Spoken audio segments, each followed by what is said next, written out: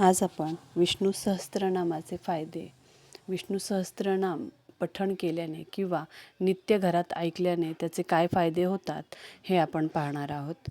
प्रत्येकाला वाटतं माता लक्ष्मी आपल्यावर प्रसन्न असावी, आपल्या घरात सुख समृद्धी भरभराटी असावी, सुखशांतीने सर्वांचा संसार व्हावा. यासाठी रोजच्या रोज आपल्या घरात विष्णू सहस्त्रनामाचे पाठ केला गेला पाहिजे आणि तो पाठ केल्यामुळे काय फायदे होतात ते आपण आता बघूयात. विष्णूचे 1000 नामांचे पठण केल्यामुळे मानसिक शांती आणि तणावमुक्ती होते.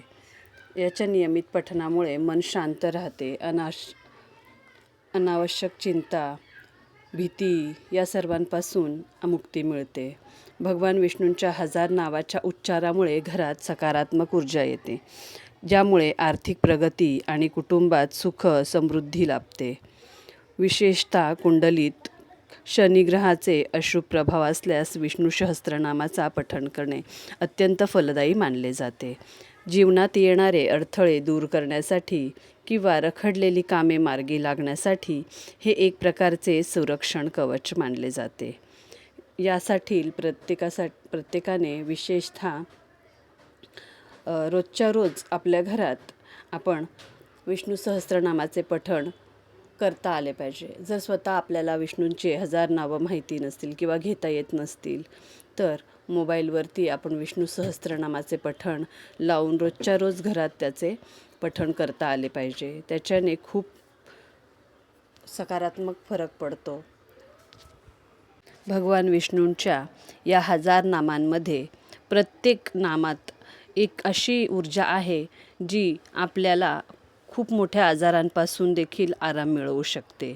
असे मानले जाते की भक्तिभावाने पठण केल्यास मनुष्य कळत नकळत झालेल्या पापांपासून मुक्त होतो आणि मोक्षाकडे मार्गस्थ होतो. जर एखादी विशेष इच्छा मनात असेल तर संकल्प करून देखील आपण याचा पठ करू शकतो. विष्णू सहस्त्रनाम हे जर स्वतः तुम्ही बोलणार असाल तर आणि तुमची एखादी विशेष इच्छा पूर्ण करून घेण्यासाठी पठण करण्यासाठी सर्वोत्तम वेळ सकाळी लवकर उठून सूर्योदयाच्या वेळेला तुम्ही स्नान करून स्वच्छ कपडे परिधान करून विष्णुमूर्ती किंवा त्यांच्या फोटोसमोर बसून हा पाठ करू शकता. जर संस्कृत वाचणे कठीण असेल तर तुम्ही ते श्रवण केले तरीही त्याचे पूर्ण फळ मिळते. म्हणूनच रोजच्या रोज सायंकाळी किंवा सकाळी आपल्या घरात विष्णू सहस्त्रनामाचे पठण केले गेले पाहिजे. जिथे विष्णू सहस्त्रनामाचे पठण केले जाते तिथे माता लक्ष्मी आपोआपच भक्तांवरती प्रसन्न होऊन त्या घरामध्ये माता लक्ष्मीचा वास होतो आणि आपली दरिद्रता दूर होते. आपल्यावरती माता लक्ष्मी आणि विष्णूचा हात असल्यामुळे आपल्याला खूप मोठ्या संकटांपासून वाचवते. भगवान विष्णूंच्या 1000 नामाच्या उच्चारामुळे घरात सकारात्मक ऊर्जा येते, ज्यामुळे आपली आर्थिक प्रगती आणि कुटुंबात सुखसमृद्धी लाभते. म्हणूनच रोजच्या रोज विष्णू सहस्त्रनामाचे पाठ करा, गोरगरिबांना खाऊ घाला, अन्नदान करा. पैशाच्या दानापेक्षा अन्नदान हे सर्वश्रेष्ठ आहे. आता उन्हाळ्याचे दिवस आहेत, तुम्ही पाणी पाजवू शकता ज्यांना पाण्याची गरज आहे किंवा रांजण वगैरे ठेवा अशा ठिकाणी जिथे येणारे जाणारे पाणी पिऊ शकतील. मुंग्यांना साखर आणि गव्हाचे पीठ मिक्स करून खाऊ घाला.